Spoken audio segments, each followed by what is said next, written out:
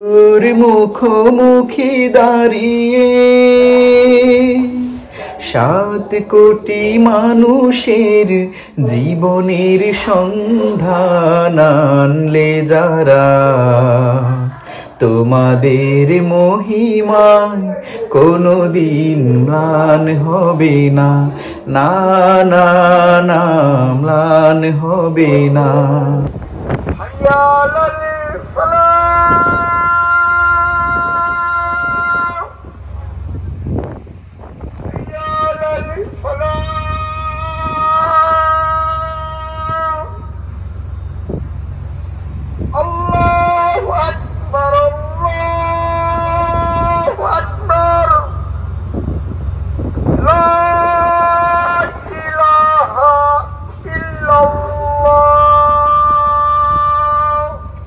আমাদের নিউ ইয়র্কের stand island আর আমাদের বাংলাদেশের সেন্ট মার্টিন একটু ব্যবধান। আমাদের এই আইল্যান্ডটাকে যদি একটু সুন্দর করা হয় তাহলে আরও ভালো হবে এবং বিভিন্ন দেশ থেকে এই আইল্যান্ডে ভিজিটে আসবেন। কারণ নিউ ইয়র্কের যে স্ট্যান্ড আইল্যান্ড এটা হলো পাশে, একদম পাশে, 3 থেকে 4 মাইলের ভিতরে। আর আমাদের এই বাংলাদেশ থেকে অনেক দূর, আমাদের এই কক্সবাজার থেকে অনেক দূর, প্রায় 7 ঘন্টা লেগেছে আমাদের শিপে, এবং টেকনাফ থেকে বোধহয় 3 ঘন্টা লাগে। আলাদা একটা আইল্যান্ড, যে আইল্যান্ড এখানে গরিব মানুষরা বাস করে। এটা যদি একটু পরিশ্রম করিয়া সরকার যে ভালো উদ্যোগ নেয় তাহলে এটা অত্যন্ত সুন্দর হবে এবং এটা মানে বলা যায় না বাংলাদেশ মানে একটা উন্নতর দুয়ারে পৌঁছবে গিয়ে। এটা অনেক কাজের বাকি আছে এবং আমি একজন মুরব্বীর কাছ থেকে জানতে পারলাম 200 বছরের ইতিহাস, মাত্র 13টা ফ্যামিলি ছিল। তো আমার খুব ভালো লেগেছে। আমরা শিপ চেঞ্জ করছি, এরপর শ্যাম্পাইন এই ধরনের নৌকায় আমরা আসছি, মিস করে ফেলছিলাম।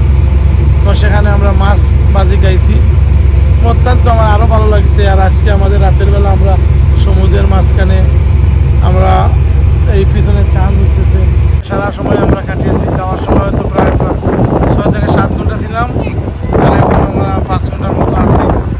আমরা কিছুক্ষণ পরে আমাদের গন্তব্যস্থানে পৌঁছে যাব। আমার খুব ভালো লাগছে রাতের বেলা। আমার জীবনে এরকম আমরা রাতের বেলা এরকম শিপ চলে নেই, কার্গো উঠি নাই। আজকে বিশেষ করে আমরা এখন দেখছি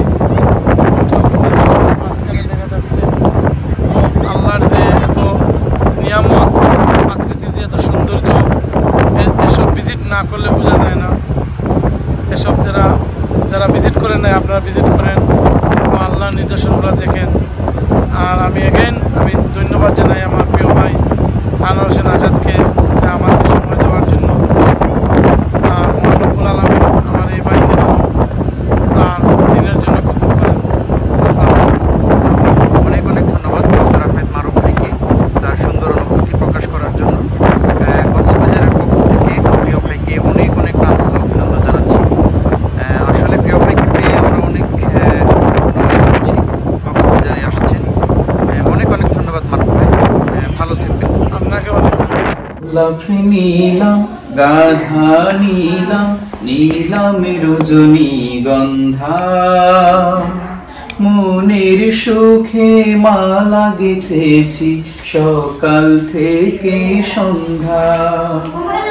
গোলাপ নীলাম গাধা নীলাম, নীলাম রজনীগন্ধা, হাসি মুখে মালা গেঁথেছি সকাল থেকে সন্ধ্যা। একবার দেখা দাও যদি ওগো কামলিওয়ালা, একবার দেখা দাও যদি স্বপ্নে রাত্রি বেলা, মনির সুখে পরাবো তোমায় হাজার ফুলের মালা।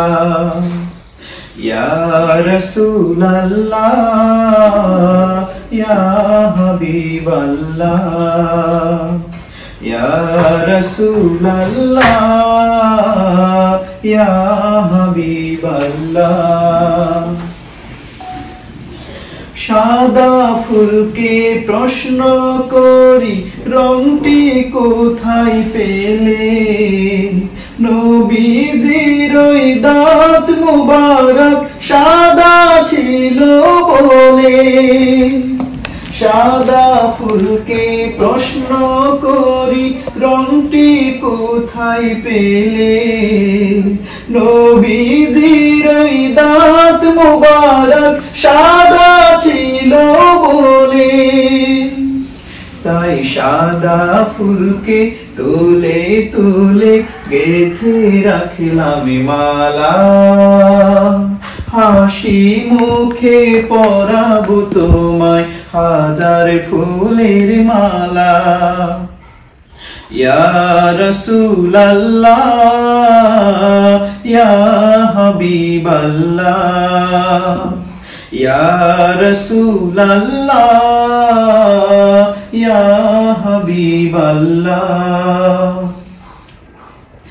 লাল ফুলকে প্রশ্ন করি রংটি কোথায় পেলে, নবীজির ওই খুন মোবারক লাল ছিল বলে, লাল ফুলকে প্রশ্ন করি রংটি কোথায় পেলে, নবীজির ওই খুন মোবারক লাল ছিল বলে, তাই লাল ফুলকে তুলে তুলে গেথে রাখলাম মালা, মনির সুখে পরাবো তোমায় হাজার ফুলের মালা। ইয়া রাসূলাল্লাহ ইয়া হাবিবাল্লাহ, ইয়া রাসূলাল্লাহ ইয়া হাবিবাল্লাহ। একবার দেখা দাও যদি ওগো কামলিওয়ালা, একবার দেখা দাও যদি স্বপ্নে রাত্রি বেলা, মনির সুখে পরাবো তোমায় হাজার ফুলের মালা। ইয়া রাসূলাল্লাহ ইয়া হাবিবাল্লাহ। এক নদী রক্ত পেরিয়ে বাংলার আকাশে রক্তিম সূর্য আনলে যারা, তোমাদের এই ঋণ কোনদিন শোধ হবে না, না না না শোধ হবে না। মৃত্যুর মুখোমুখি দাঁড়িয়ে 7 কোটি মানুষের জীবনের সন্ধান আনলে যারা, তোমাদের মহিমা কোনদিন ম্লান হবে না, না না না ম্লান হবে না। হয়তো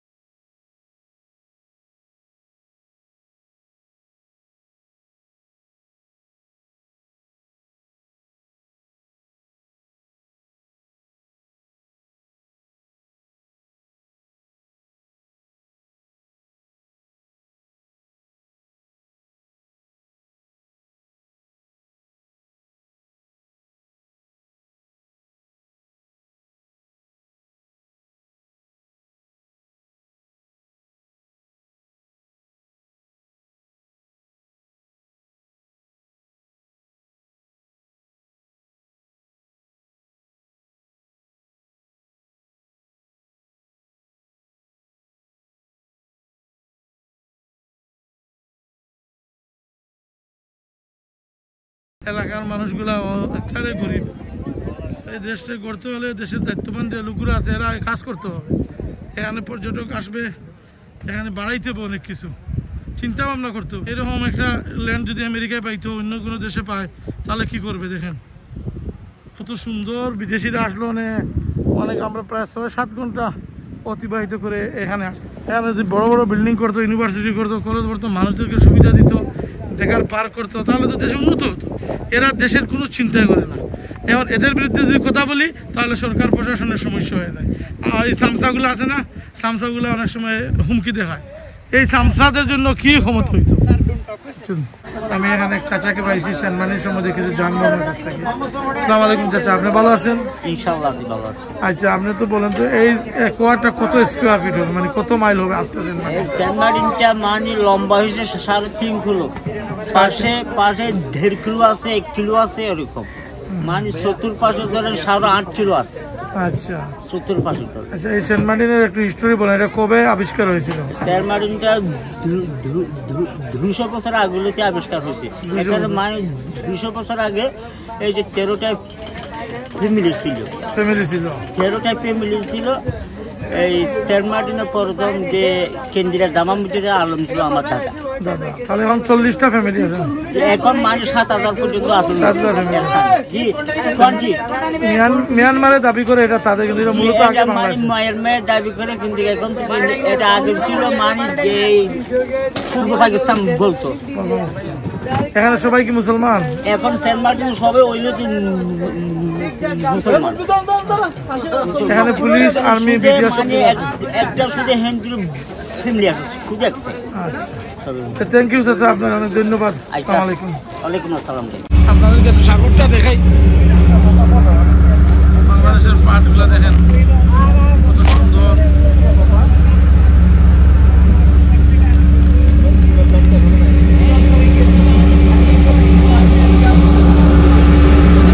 খাওয়ার পরে এমন শিল্পী গান গাইবা।